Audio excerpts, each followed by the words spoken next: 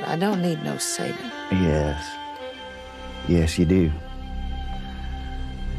You all do.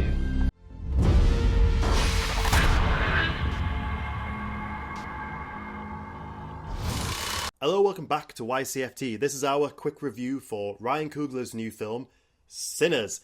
This movie instantly made us push back our Puppet Master video to next week because we knew we needed to talk about this film. It stars Michael B. Jordan as twin brothers Elijah and Elias Moore, who go by Smoke and Stack. You could say Michael A. Jordan, Michael B. Jordan.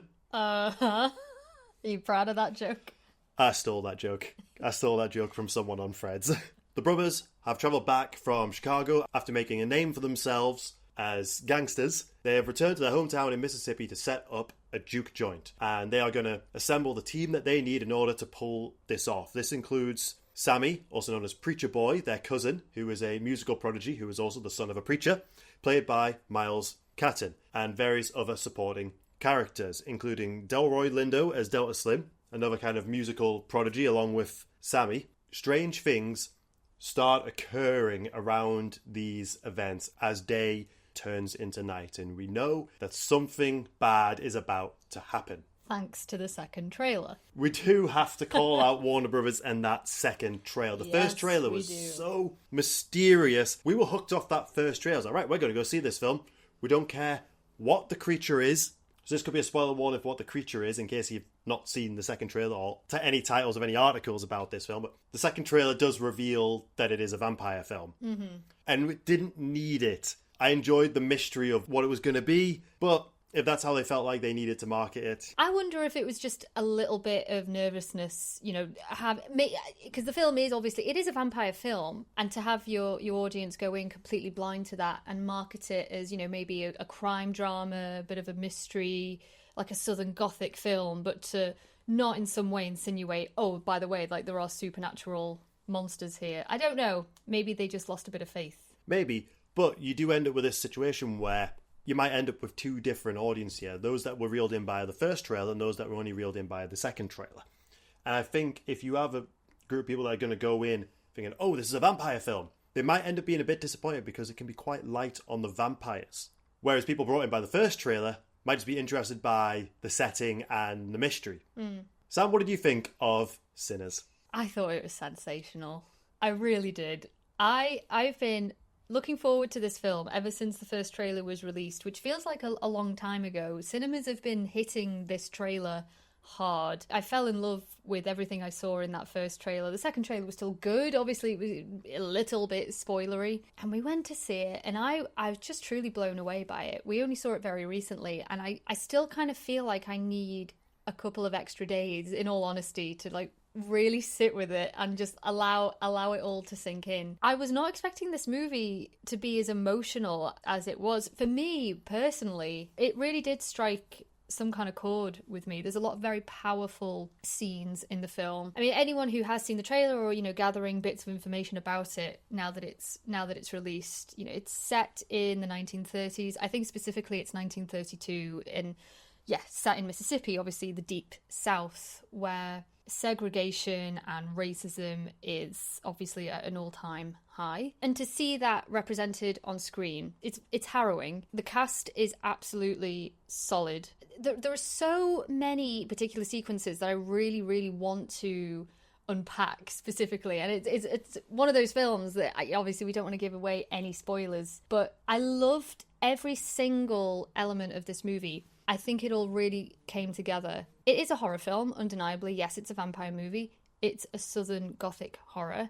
It is also a bit of a crime drama, but it's also a family drama as well. All of those elements combined so well. And I'm really struggling to like think of what to say adequately to do it justice, because it really did blow me away. I think, honestly, it could be the film of the year for me, certainly the horror film of the year. I loved it. I really, really did. I absolutely agree. I actually think this could end up being my horror film of the year. Not holding my cards close to my chest at all. I did really, really enjoy it. I was worried going into it, mainly because I'd hyped this film up so much in my head. I was like, oh, please be good.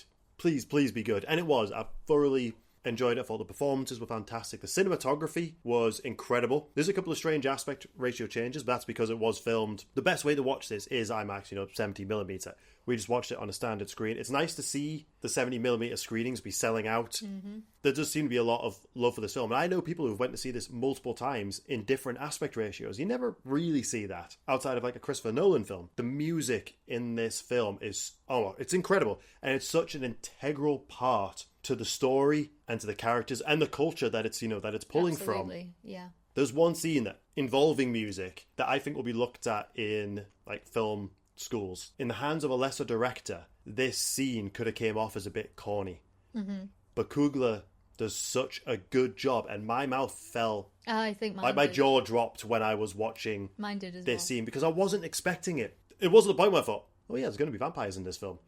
I kind of forgot about them. There could be a version of this film where you could take the vampires out and there's still a really good film there, and that's because the story is solid, the characters are solid, and the acting is solid. Absolutely. Visually and thematically, it's a stunning film. And again, the time period of which it's set, it's very specifically American, really, and it's an interesting time period anyway.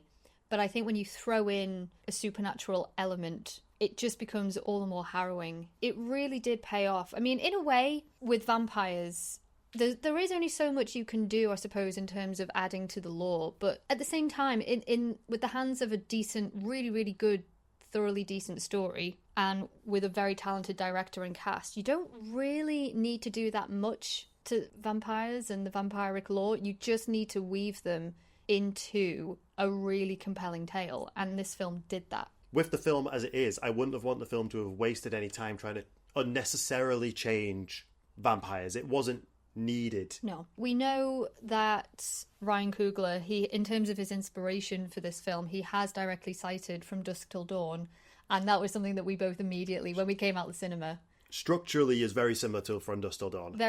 Structurally. If not necessarily in tone, but structurally, yes. He also recited The Twilight Zone and also Salem's Lot as direct inspirations as well. There's a scene in the trailer of Remick, the leader of the vampires, sat in a chair with glowing eyes, and it's like, oh my god, that's Salem's Lot. And yeah, they were my takeaways: From Dusk Till Dawn, Salem's Lot. I have actually seen a couple of discussions about should this film be nominated for awards, and yes, I absolutely do. If Michael B. Jordan is nominated, for which character, and could he have like a best actor and supporting actor, because they are two different roles. But I also want to shout out that the supporting cast arguably have just as much screen time as he does. Well, he probably has double because he's playing two roles, but he is the face of the posters because he's the lead star. But these supporting characters are so strong and so important to the story. You care about them. Yeah. And I've seen many other films where the supporting characters can just completely let it down through lack of, a good script for them. That is not the case here. I said to you when we left the cinema, I feel sorry for whatever the next movie is I see in the cinema because it has to follow on from Sinners. Yeah. I'm sorry, Warfare, but that's what we're about to go see. I agree. Yeah, I've never been more invested in character survival in a long time than I was with this film. It has to be said, Michael P. Jordan has excellent chemistry with himself. He does. and also everyone else in this movie. I would like to do a proper video on this one. A more in-depth video, I mean. Definitely want to do a more in-depth video. Probably when this film comes out on Blu-ray, when we can look through special features, any deleted scenes. There's a really good video that Ryan Coogler did, I think, with Kodak, talking through the different film stocks that he used and why, and that's really interesting. Also, there is a post-credit scene, kind of more like a mid-credit scene. And I know a lot of people, when they hear that, think, sequel bait. No, it actually finishes the story. It's definitely worth sticking around for. It's like the film ends, and you're like, oh, that's a really good ending. Then this scene happens, and you're like, all right, this is now a complete story. I don't think this film is intended to have sequels. There are things in this film where they've left breadcrumbs for this would be interesting. Maybe not with these characters, but this world feels ripe for more exploration in some way. Maybe even just through like a comic series or something would be really interesting. The talk at the minute is the unique deal that Ryan Coogler has managed to get from Warner Brothers to make this film. He had final say on the edit. He gets the rights back after 25 years, and he gets a percentage of the profits, but they're day one profits, not after the studio has made a profit. This is a really unique deal, and I think it's making a lot of studios very scared in the minute, to the point where Warner Brothers have to come out defending this deal that they've made with him. I find that really interesting. It's always interesting when studios start getting a bit spooked by changes. Yeah, it's always a wonderful thing when a horror movie just absolutely smashes it. Yeah. As well. I feel like we have to say, I didn't find it scary, though. No, there's a couple of jump scares that did get me, that are interestingly spaced out. I keep going back to this term Southern Gothic. It's more in the atmosphere, but it's a film that crosses a lot of different genres.